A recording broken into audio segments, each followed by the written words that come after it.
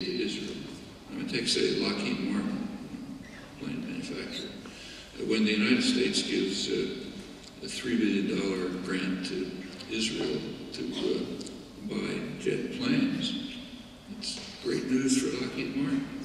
In fact, even better news than that, because the aid to Israel is regarded as what's called a teaser in retail stores. You sell something cheap so people will buy something else. You give aid to Israel, then Saudi Arabia comes along and says that we want 10 times as much. And that's what happens. So now, in fact, after the latest grant to Israel, a $60 billion deal with Saudi Arabia for advanced military equipment. Now, what's sold, Israel doesn't mind, because what's sold to Saudi Arabia is second-rate equipment, which they can't do anything with anyway, except maybe repress their own population. So that's fine. Britain does exactly the same thing. Cameron recently made some statements in favor of the uprisings. He also went, I think, to Qatar, to an arms bazaar or something, to advance the sale of the British military equipment to the dictators, who he's saying, yeah, you guys got to go. For a long time, talk about British support for the dictatorships, which goes way back, has really had two elements to it. One is to ensure control of the energy resources of the region, or to prevent the virus of Arab nationalism. But the other is straight financial reasons. I mean, there's a huge contribution to the British economy by the transfers and the investments from the Kuwait Investment Fund and the purchase of military equipment by Saudi Arabia and others. So I think it's great. Same with the U.S. military industry. I'm delighted with this. And furthermore, there's direct cooperation in advanced military industries. So, for example, one of the WikiLeaks exposures the last couple of months had to do with this. In fact, it listed, from American diplomatic cables, it listed sites around the world that the U.S. government regards as of such strategic importance that they have to be protected, no matter what. One of them's right outside Haifa, the Rafael military industries. It's Israel's major military industry. Well, that's a U.S. strategic site. In fact, Rafael has transferred a lot of its operations to Washington, because they're in closer connection to the masters, the people who give the money and make the decisions. The integration of these systems is very close. In fact, the same is true of high-tech industry altogether, which is pretty closely related to military industry. For example, Intel, which is the major chip manufacturer in the world, they're producing a new generation of chips, which they expect to be the standard for the next coming years. They're doing it in Israel. They're building a factory in Israel. They just put another couple $2 billion in to produce high-tech chips for the world. It's fine for them. Skilled workforce, lower wages, support from the government. They're kind of like investing in China. So sure, that's great. And in fact, if you look in the United States, just take a look at where the strongest support for Israel is. In the media, by far the strongest support is in the Wall Street Journal. I mean, they're not funded by AIPAC. That's the business newspaper. The Republican Party is much more extreme than the Democrats. Jewish money and votes go mostly to the Democrats. But it's the Republicans, the ultra-business party, who are the more extreme in support. And it's across the board.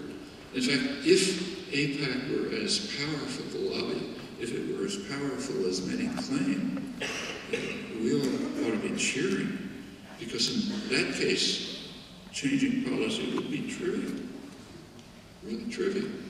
I mean, instead of organizing meetings and having to demonstrations, and all the tons of activities that people in the activist movements carry out.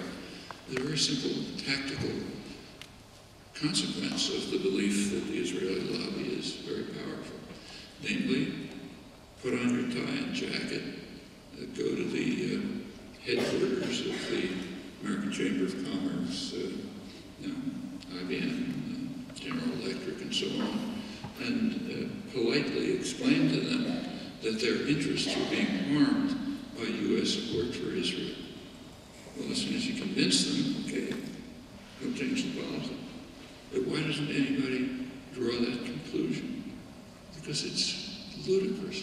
I mean, of course, you can't have a lobby which is overruling primary, powerful interests that essentially direct and determine policy. So they're there. AIPAC's important. And within a certain spectrum, as long as more or less tolerated by the government, tolerated or maybe supported by business in the right wing, they have leeway. If it isn't, they don't.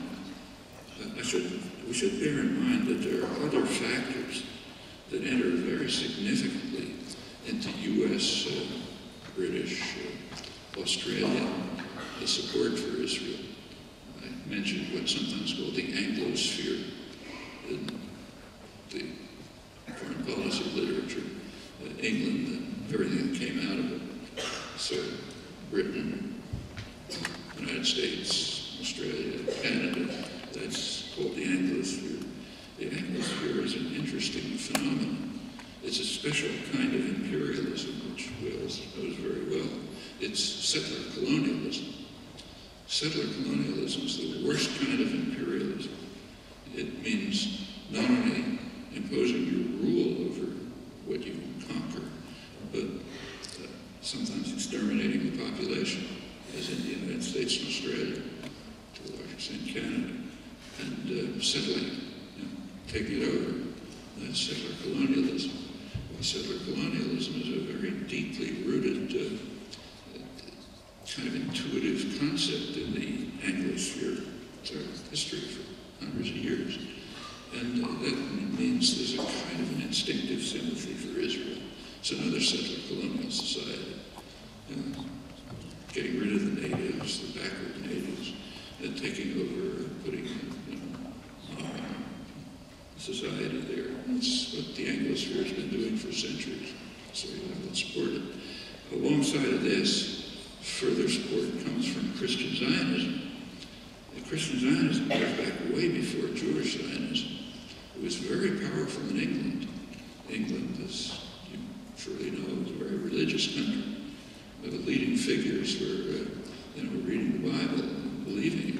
And people like Lord Balfour, for example, were, according to the Balfour Declaration, they were very religious believers. And the Bible says that, that God promised the land of Israel to the Jews. And so that when Allenby conquered Jerusalem in 1916, there were headlines in the newspapers comparing him to Richard the Lionheart, who finally drove the pagans out of Holy Land and restored it to its rightful owners, Christianity. Corollary to that is, okay, now it's time to fulfill God's will and let the Jews return to Israel.